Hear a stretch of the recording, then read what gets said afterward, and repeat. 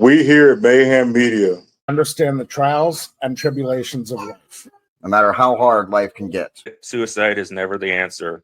There's more assistance available today than ever before. If you or a loved one are suffering from suicidal thoughts, please don't try and take it on alone.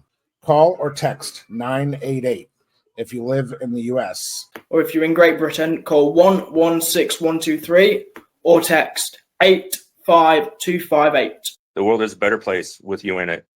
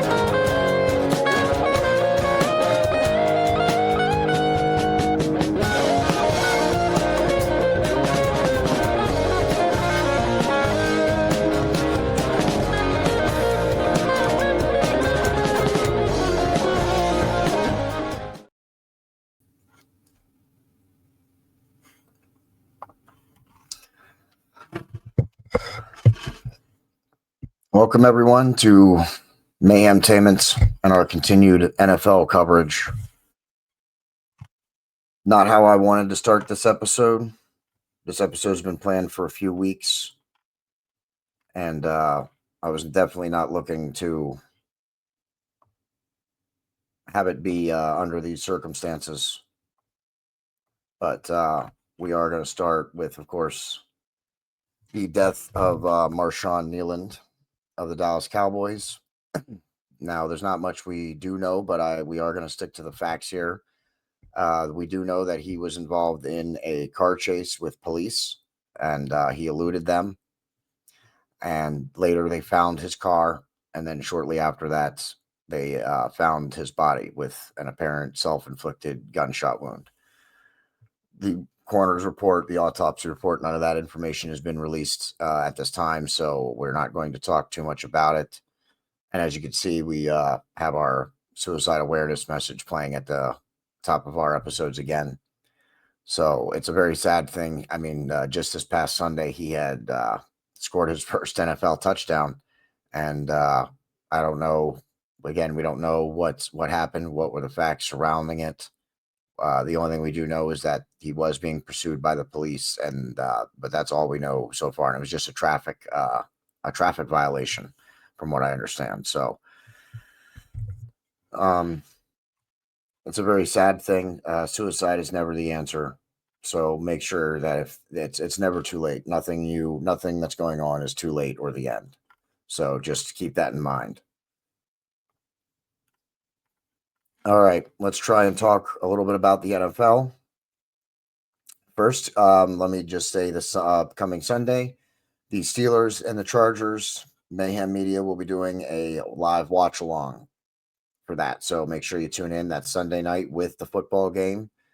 Make sure you tune into that. And if you don't like Collinsworth and company over there and on Peacock, then tune into us and just watch the game on Peacock. So we won't be live streaming the game, of course. It'll just be a watch along. So the Eagles have off this week, I believe. Oh, no, they just have off. They just had their bye. But before we actually start talking about some of that, let's just get into the standings a little bit. I'm working on making some of these graphics a little bit easier to see. But again, we're still growing this show. I'm still growing this show, figuring out exactly what our NFL coverage is going to look like. So bear with me for a couple of episodes while I figure it out. But here is the layout of what it looks like right now. The NFL league as a whole. The Patriots on the AFC side sitting at 7-2. Tough competition with the Bills right behind them. Means a wild card spot is going to be tough to get, especially when we look further down the list, all the way down at the bottom there, the West. Broncos at 8-2 and Chargers at 6-3. So you're looking at the Bills and the Chargers for the wild card spots right now if the season were to end. The Steelers lead the North. And the Colts are not having a bad run on their own in the South there. And the Steelers are definitely turning things around. They could likely be, those 3 losses could be some of their only ones that they get this year, depending on injuries and health. You know how some teams are right now. There are some really good football teams that are just down with some injuries. On the NFC side, the Eagles are leading the NFC East with commanding precision over the others. The Packers at 5-2, they got a tight division there. The Packers, the Lions, the Bears, and even the Vikings really only half a game behind there. So that's the North is a tough division there. That'll be winner take all in that division. The South, the Bucks sit atop. The Panthers aren't doing terrible, but sitting at 5-4, they're going to need to pull some more wins out if they want a wild card spot again. Because if you look down at the bottom, you got 3 teams on the West at 6-3, and remember the wild card spots go to the 2, I guess there's 3 now. So the next 3, because they added the 7th team last year. So I'm still thinking of prior when it was just 6, but. So each of the 4 division winners get the playoff spots. And then the next 3 are going to be considered wild card spots. That's the next 3 teams with the best record.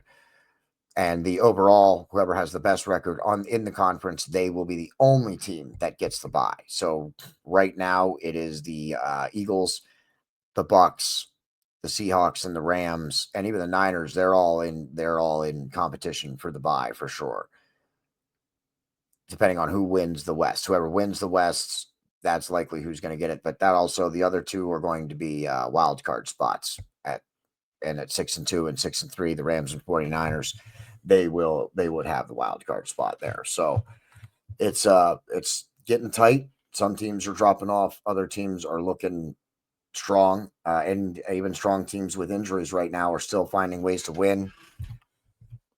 The this past Thursday night was it wasn't a very good game.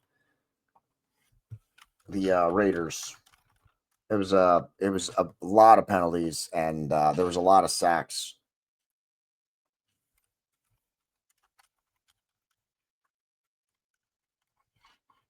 There was a lot of sacks for the Broncos. I apologize there, everybody. I'm sorry, for the Raiders. The Broncos sacked the Raiders a lot. My apologies again. But but it was a tight game. It wasn't a high-scoring game. 10-7, the Broncos won, and the Raiders just couldn't get anything going past the first quarter. They looked really bad on offense. So I'm not sure. The Raiders sitting at 2-7 now, and I don't think they'll recover. They need some more rebuilding.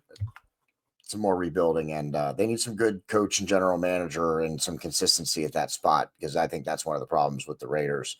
I think that's a lot of the problems with some of these teams who are really in the basement right now. Is there's a problem somewhere, whether it's with coaching or general managers and the team you put on the field. So that's just my opinion of it.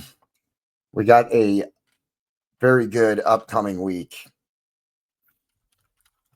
of football, including again the Sunday night game with the Chargers and the Steelers themselves. I expect this game will be a great game, tough game. I don't know if it'll be another high scoring game, but it will be a good game, I think, between those 2 teams. Other games we have coming up here. I'm looking at the schedule now. The Bills and the Dolphins, that might be something to see, depending on Tua. On Monday Night Football, the Eagles and the Packers will have Monday Night Football. That will likely be a shootout and a really good game. The Rams and the 49ers, that will be a nice fight. I think the Patriots and the Bucks, just because of some of the history there, I think that would be that'll be likely a good match. Also, Baker Mayfield, man, he's just now that he's out of Cleveland. He's Baker Mayfield is looking good now that he's out of Cleveland. So, and the Bucks are sitting at. Well, I thought I had them. Oh, they're sitting on top of the South right now at 6-2. So I expect them to make a deep playoff run. Like I said, Baker Mayfield is just looking He's looking really good now that he's not with Cleveland. The Browns and the Jets, that's likely a that's like a toilet bowl match for the NFL right there. The two worst teams in the NFL going at it. I'm sorry. I wish the Browns and I wish the Jets weren't so bad. I wish they were more competitive. But right now and for the last several seasons, they've just been in this spiral of not being able to come out of it. And the Lions and the Commanders, that potentially has a good match. It's on Sunday afternoon. That's potentially another good game there. But it depends on the Commanders there and again injuries. The Commanders have been dealing with some of their own injuries as well, and that can hurt a great football team. But if you can find a way to win, you get those players back, get a playoff run, you maybe go to the Super Bowl. So there's not a whole lot of teams who are out of this thing yet.